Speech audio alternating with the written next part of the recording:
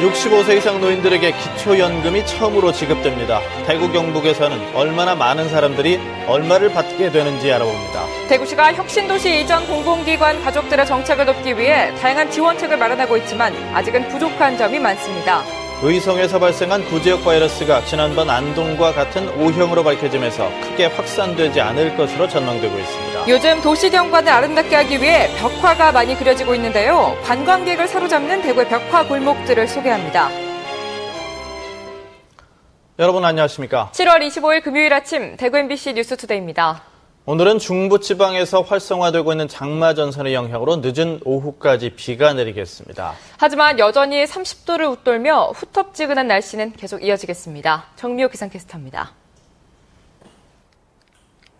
오늘은 우산을 꼭 챙기셔야겠습니다. 중부지방에서 활성화되고 있는 장마전선의 영향으로 아침부터 늦은 오후까지 가끔 비가 내리겠는데요. 적게는 5mm, 많게는 40mm로 강한 비와 함께 천둥, 번개가 치는 곳이 있어 시설물 관리에 주의하셔야겠습니다.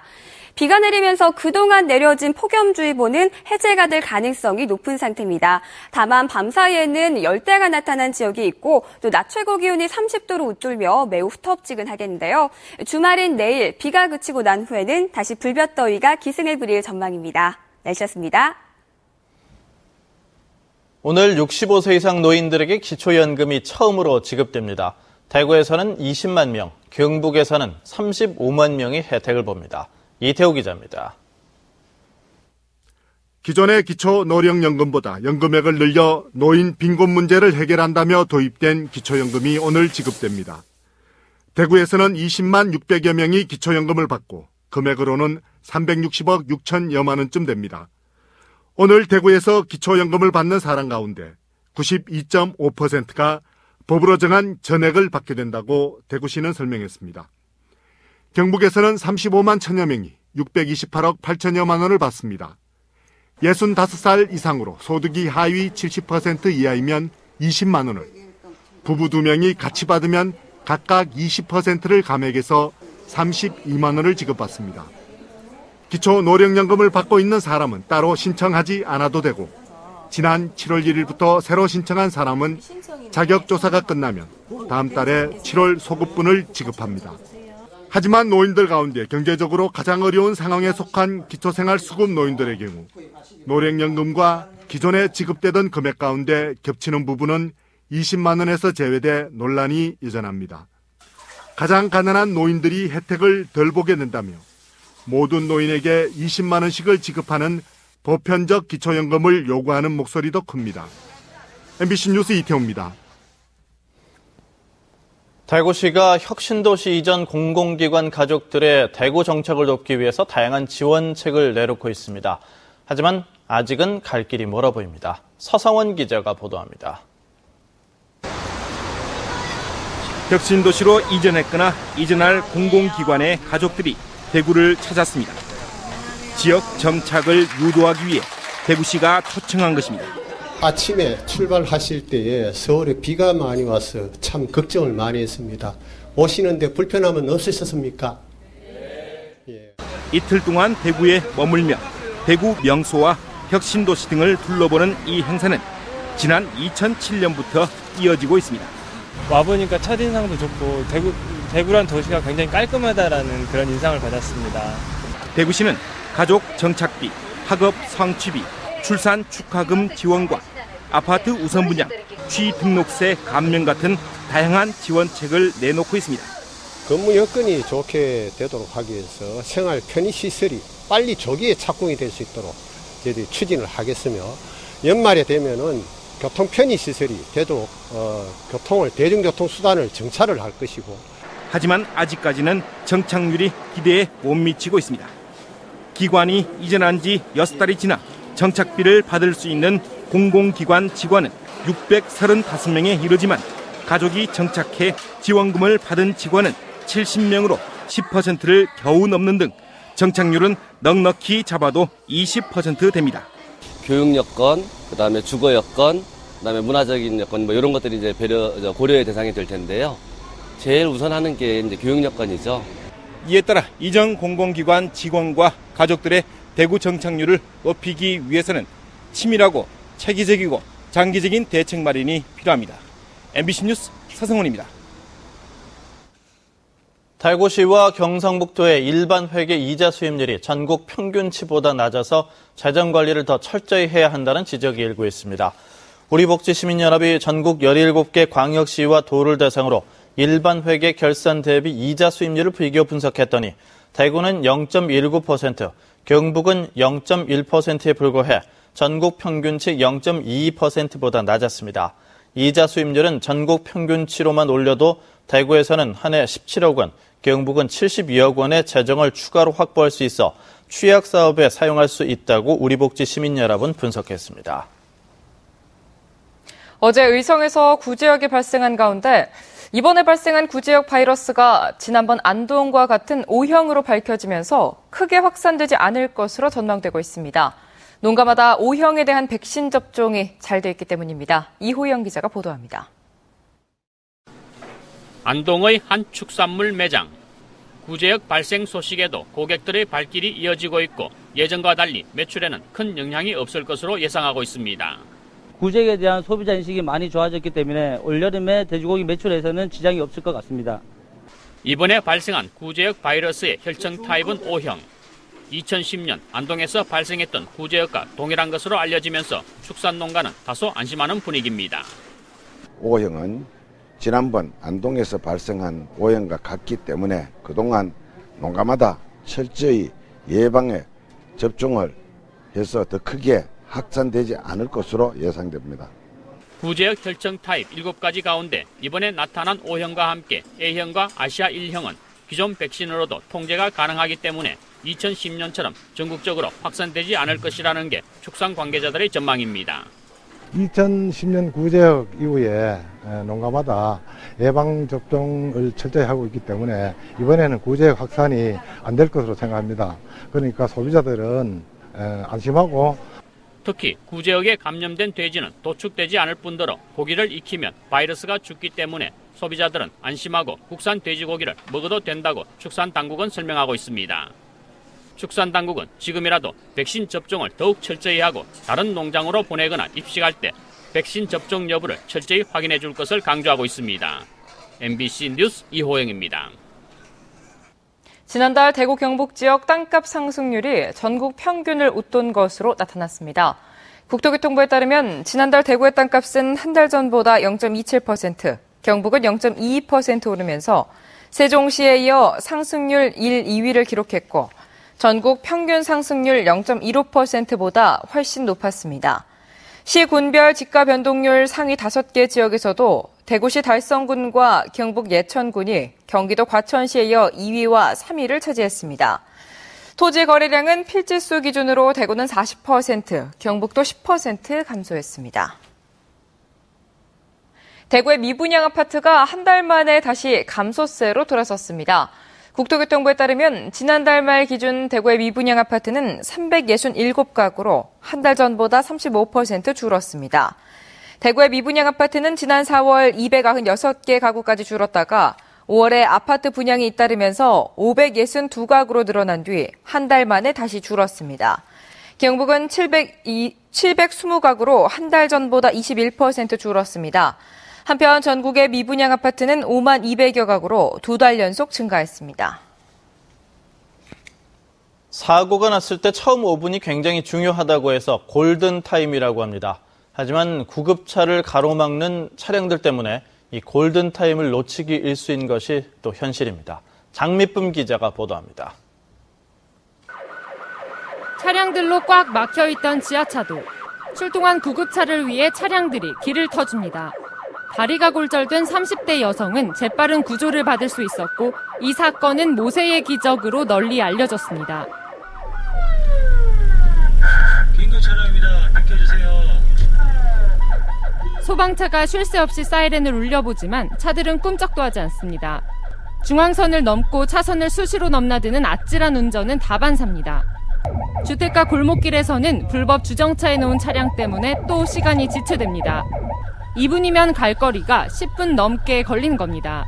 제가 오른쪽으로 가면 오른쪽으로 맞고 또 왼쪽으로 가면 왼쪽으로 맞고 그래가지고 그렇게 한 5분 정도로 실랑이를 벌이다가 그때 굉장히 참 안타까웠고. 화재 현장에 5분 안에 도착하지 못하면 불길이 걷잡을 수 없이 커져 인명구조 가능성이 희박해집니다. 심정지나 호흡곤란 환자도 4분 안에 응급처치를 받지 못하면 생존율이 20%대로 떨어지는 등 긴급차량 출동 시간은 생명과 직결됩니다. 포항 전역에서 날마다 50건에 달하는 출동 신고가 들어오고 이 가운데 10건 이상이 생명이 위독한 응급 환자들입니다. 긴급 차량이 출동 중일 때 양보 운전을 하지 않으면 최대 과태료가 20만 원까지 부과될 수 있지만은 우리 보다 성숙된 시민의식이 더 요구되는 상황이니까.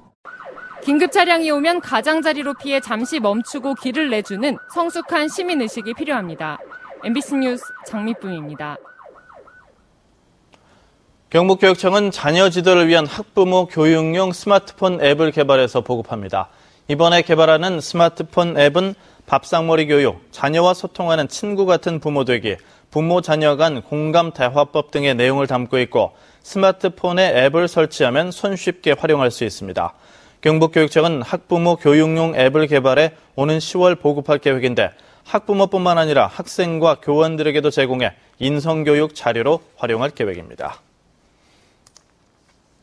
경북지방경찰청이 성폭력 사건을 전담하는 수사팀을 꾸리기로 했습니다. 경북경찰청은 포항 남북부경찰서와 경주경찰서 등 4곳에 5명씩의 성폭력 수사 전담팀을 구성해 점점 증가하고 흉포화되는 성폭력 사건에 적극 대응하기로 했습니다. 경찰은 다음 달 11일부터 활동하기 시작하는 이번 성폭력 전담팀이 성범죄 사건 해결의 전문성을 높이고 피해자 보호에도 효과가 있을 것으로 기대하고 있습니다.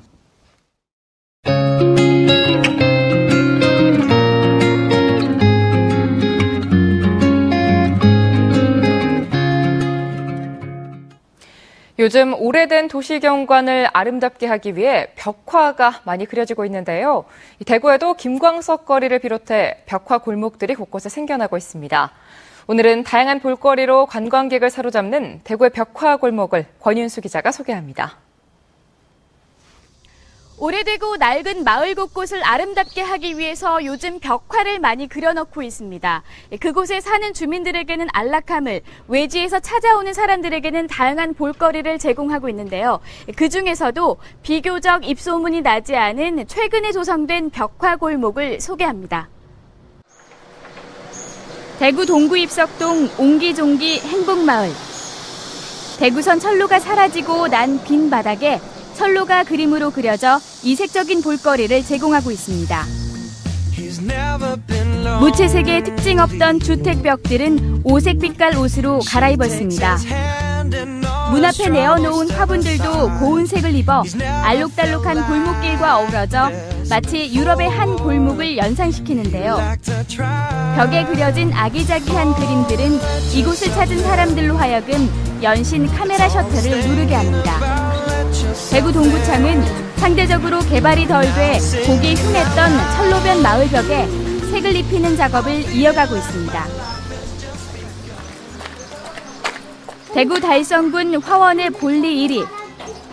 요즘 마비정 벽화마을이라는 이름으로 유명세를 타고 있습니다. 달성군이 개발보다는 보존이라는 역발상으로 국비 공모사업을 신청해 지난 2012년 30여 가구가 사는 작은 마을에 벽화를 그려 넣었더니 도시민들에게 폭발적인 인기를 얻고 있습니다. 애들이 옛날 물건을 잘 못 보는데 여기는 그런 것들이 막 붙여져 있고 그려져 있으니까 그냥 자연스럽게 막 옛날 어른들이 사용했던 거, 지금 이렇게 농사 지을 때 필요한 거 이런 것들을 그냥 자연스럽게. 골목마다 시골의 정겨운 일상이 남아있는 이곳에는 해마다 수십만 명의 관광객이 찾고 있습니다.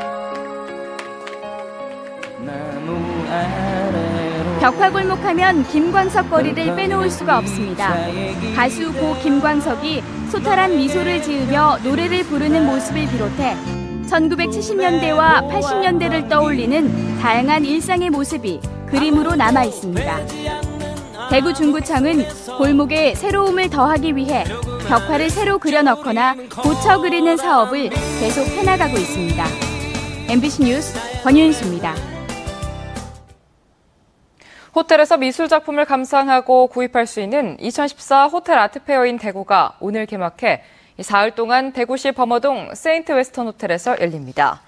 이번 행사에는 대구 화랑협회 소속 화랑 20곳과 서울과 부산, 전주와 독일 등 국내외 14개 화랑이 참여해 회화와 조각, 도예와 사진 등 600여 점의 작품을 선보입니다. 한편 구매자가 직접 작품을 가격을 매겨보는 서면 경매가 실시되고 추첨을 통해 관람객들에게 판화 작품을 주는 이벤트도 열립니다. 국토교통부는 이번 여름 휴가철에 고속도로가 가장 혼잡한 날은 다음 달 1일과 2일이 될 것으로 예측했습니다. 교통부가 한국교통연구원에 의뢰해 전국 9천 가구를 대상으로 설문조사한 결과 오늘부터 다음 달 10일까지 고속도로 이용량은 평상시보다 9%가량 높을 것으로 분석됐습니다. 휴가지 출발하는 차량은 8월 1일, 휴가지에서 돌아오는 차량은 2일이 가장 많았으며 이용 예상 고속도로는 동해안 휴가지로 가는 영동선이 33%로 가장 많았고 다음이 경부선 19%, 서해안선 14% 순이었습니다.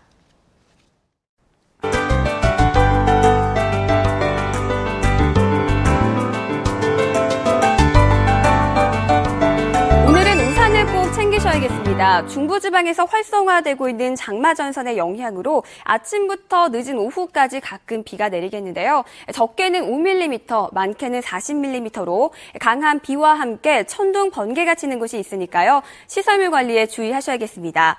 이 비가 내리면서 그동안 내려진 폭염주의보는 모두 해제가 될 가능성이 높은 상태인데요. 하지만 낮 기온은 여전히 30도를 웃돌며 매우 후텁지근하겠습니다. 우리나라로 다량의 수증기가 유입되면서 현재 장마전선이 활성화되고 있는 중부지방에는 구름이 가득합니다. 서울과 경기 지역에는 호우주의보가 내려져 있는데요. 우리 지역도 오늘은 늦은 오후까지 비가 내리겠고 내일부터는 장마전선의 영향에서 점차 벗어나겠습니다. 현재 대구의 기온은 28도까지 올라 있습니다. 한낮에는 32도로 어제보다 5도가량 낮겠고 남서 내륙 지역의 낮 최고 기온은 30도 안팎이 예상됩니다. 안동과 의성은 현재 25도 보이고 있는데요. 낮 최고 기온은 봉화 28도, 그 밖의 지역은 30도를 웃돌겠습니다. 경북 동해안 지역도 역시 30도까지 오르겠습니다. 바다의 물결은 0.5에서 2m로 일겠습니다. 토요일에는 대부분 지역의 해수욕장에서 비 소식이 있으니까요. 여행 계획하시는 분들은 참고하시기 바랍니다. 주말인 내일 비가 그치고 난 후에는 다시 30도를 크게 웃도는 무더위가 이어지겠습니다. 날씨였습니다.